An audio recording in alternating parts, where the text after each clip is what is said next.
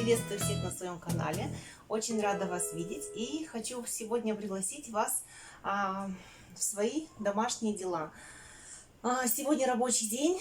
Все мои ребята разошлись по своим делам, по работам, по заботам и так далее. А моя задача какая сегодня? Приготовить им вкусный обед, сделать несколько дел, съездить за небольшими покупками.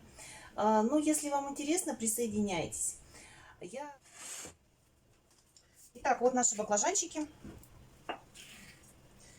Зеленую попку я обрезаю. Баклажаны тоже мои с огорода, поэтому я выращиваю гибриды. И я знаю, что никакой горечи в них нет.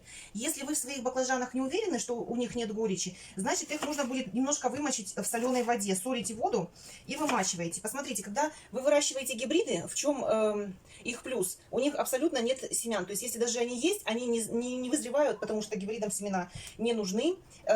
И баклажан всегда у вас нежненький такой. Вот на такие колечки я режу по сантиметру толщиной. Будут такие стейки у нас из баклажан. Вкусно это очень. И самое главное, что мне ценно, вот последнюю попку я вот так вот немножко срезаю, чтобы было удобно ее жарить. Вот так. Самое главное, что мне ценно в этом рецепте, что баклажаны, они не становятся такими сильно жирными, и их не надо, их можно кушать холодными. То есть из холодильника достал, даже на завтрак я очень люблю. И со сладким чаем, и с чашечкой кофе можно. То есть они вот такие вот очень вкусные получаются. Рекомендую попробовать. А делать очень быстро. Вот, смотрите, 3 баклажана. Все, вам на пару дней закуски хватит. Можно к мясу хорошее. Теперь мы солим. Вот так вот солим баклажанчики наши. И оставляем их, чтобы они пропитались солью. Как я уже сказала, у меня баклажаны не горькие. Горчить они не будут.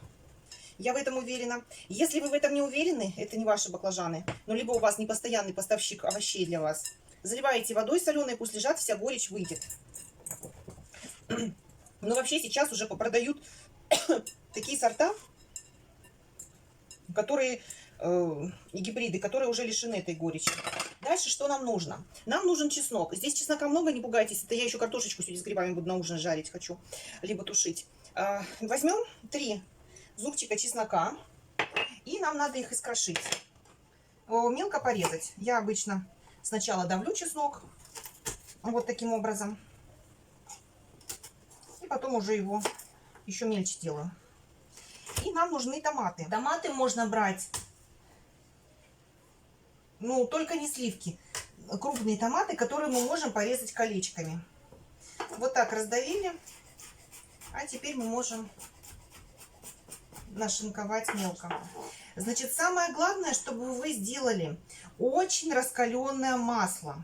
И когда вы бросаете в масло раскаленное, вот подготавливаем вот так вот чесночок. И теперь я беру томаты и режу их на тоненькие колечки. Томаты вот такие мне нужны, крупненькие. Вот у меня уже помыты. Здесь это я для другого резала, толстовато. Сейчас. Значит, прожарку. Когда вы что-то жарите, самое главное сделать высокую температуру масла. Тогда, когда вы опускаете что-то в масло жареное, сверху образуется корочка, и масло вовнутрь продукта не проникает, будь то пирожок, будь то еще что-то. Если вы опустите продукт, который вы жарите, наггетсы, это там курица, грудка или так далее, что угодно, кусок мяса, в нераскаленную кастрюлю, то тогда начнет вот это тесто или мясо пропитываться жиром. Ну и так как мы с вами ничего жирного и неполезного не любим, соответственно, когда мы начинаем жарить, мы берем и сильно раскаливаем масло, в котором будем жарить. Ну, во-первых, оно должно быть свежее, то есть нельзя оставлять масло, в котором мы пожарили. Завтра я буду еще жарить пирожки и в нем пожарю. Нет, вы пожарили пирожки, убирайте свое масло.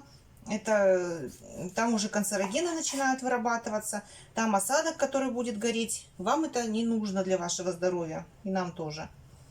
Вот. Залог того, что ваш жареный продукт будет безвреден, так скажем, это то, что у вас будет свежее масло, вы постоянно берете. И, как я уже сказала, вот это вот раскаленная сковородка. Раскаленное масло. Так, нам нужно нарезать. То есть на каждый баклажанчик мы кладем колечко помидора. Помидор таким образом мы не обрабатываем, тепловой обработки не проводим. И не проводим тепловую обработку чеснока. Все витамины остаются.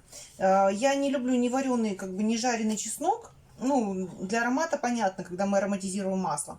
Есть и вареный чеснок не очень, только печеный люблю в духовке. И, соответственно, ну, все витамины, вы сами понимаете, остаются внутри. Итак, мы с вами нарезали. И в связи с тем, что мы хотим получить блюдо здорового питания, мы будем с вами сильно раскаливать сковородку и обжаривать сейчас наши баклажанчики. Так, мы берем с вами сковородочку. Наливаем немножечко масла. Сразу много масла я не лью. Потом, если я вижу, что баклажану не хватает, вот буквально вот таким образом, когда я вижу дальше, что баклажану не хватает масла, я начинаю подливать. Сразу много. Если вы сразу нальете много, они все впитают сразу с удовольствием. Баклажанчики — это такие создания, которые любят. Вот видите, они сразу же начинают шипеть. Это значит, что вы хорошо разогрели сковородку. У них сразу образуется корочка. И много они в себя не впитают масло. То есть мы с вами развеиваем миф еще о том, что баклажаны очень много берут в себя масла. Нет, вы видели, что я налила буквально, чтобы смочить сковородку. Но при этом она хорошо раскаленная, сейчас образуется корочка, и никакое масло они в себя сильно не впитают. Главное, не лейте сразу много масла в сковороду. Сейчас покажу их поближе. Вот таким образом. Вот такие вот они румяные, красивенькие. Не надо их сильно пережаривать. Как видите, они не в масле жарятся. Просто я им дала поджариться. И чем дольше они лежат, они как бы мягчеют потихонечку на сковородке. Вот таким образом. Сильно их не пережариваем. Все, теперь я их снимаю. Смотрите, они мягкие. Вот они. Совсем абсолютно мягкие становятся. И выкладываю вот так вот кольцами на тарелку. Вот такие красивые стейки. И теперь важно нам, пока они у нас горячие, мы должны на них выложить наш чесночок и наши помидоры. Выкладываю вторую партию баклажан наших. Да, они мокрые, вот такая происходит ерунда. Значит, сковородка хорошо раскаленная. Быстро выкладываем, чтобы они сильно нас не забрызгивали. Все. Пока они у нас жарятся, что мы делаем? Теперь вот на эти баклажанчики я беру вот так вилочкой. Вот так на вилочку беру чесночок и выкладываю понемножку прям на каждый стейк баклажановый. Они горячие, поэтому они сейчас быстренько пропитаются чесноком и будет классный аромат. Посмотрите, вот так это выглядит. И теперь горячая тарелка. И теперь на каждый вот этот стейк я выкладываю по помидорке. Желательно, конечно, чтобы они соответствовали размеру. Ну, вот так. Сейчас от помидора, от горячего баклажана помидор начнет прогреваться и отдавать свой сок. Баклажан начнет пропитываться этим соком, и все вообще будет очаровательно. Посмотрите, какая красота. И вот так сделаю. Так, и теперь вот это дело. Помидорчики я присыпаю солью. Они начнут подогреваться, сверху от соли давать сок. Вот здесь у вас в тарелке образуется немножко сока, поэтому берите, чтобы немножко было углубление. И из этого сочный будет баклажан. И очень вкусный, с чесночком, солененький. И покажу, что дальше. А дальше вот этот второй слой, который жарится, мы снова выкладываем сюда вторым слоем. И, соответственно, вот эти помидорки еще будут прогреваться и от второго слоя баклажан. И все это... Вот они вот так румянятся. И этого вполне достаточно. Я переворачиваю и доливаю чуточку масла. И дальше их прожариваю, так же, как и вот эти первые.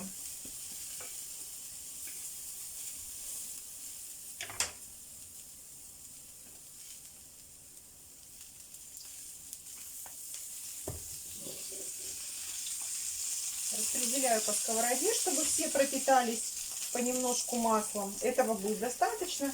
И дальше они начинают лежать себе и мягчить на сковородке. И сейчас покажу вам обязательно конечный результат. Обычно в конце я уже дожариваю на выключенной сковородке, потому что сильный огонь нам не нужен. Это такая пирамидка у вас из баклажан. Вкусно. Очень вкусно, неимоверно просто. Всегда делаю такие баклажаны, и, по-моему, вот по этому рецепту делаю первый. То есть у меня есть список блюд, которые я готовлю из сезонных продуктов. Вот когда начинаются баклажаны, то я обязательно делаю, ну, кабачки, например, обязательно делаю оладушки, обязательно делаю икру из баклажан. Это вот первое, что делаю. А нет, вру.